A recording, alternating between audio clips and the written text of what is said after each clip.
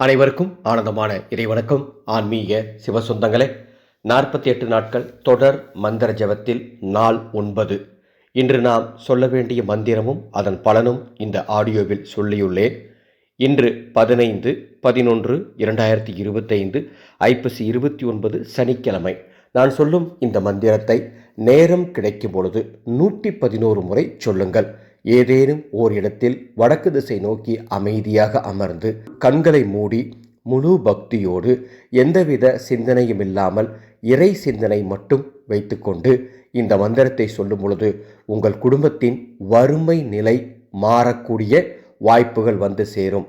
ஓம் நமோ நாராயணாய, ஓம் நமோ நாராயணாய, ஓம் நமோ நாராயணாய என்று 111 முறை சொல்லி பெருமாளின் அருளை பெற்று ஆனந்தமாய் வாழுங்கள்.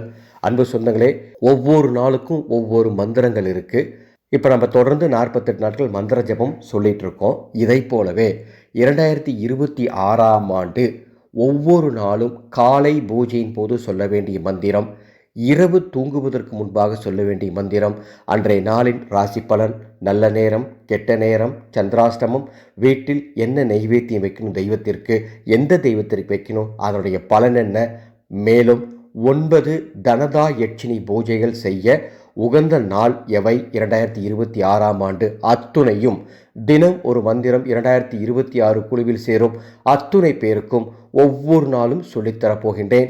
டிஸ்பிளேல எனது வாட்ஸ்அப் நம்பர் கொடுத்துருக்கேன். இந்த குழுவில் சேர விருப்பம்னா தினம் ஒரு மந்திரம்னு ஒரு மெசேஜ் அனுப்புங்க. கட்டண விவரங்கள் தருகின்றேன். ஆனந்த மலரட்டும், ஆனந்த ஒளி பரவட்டும்.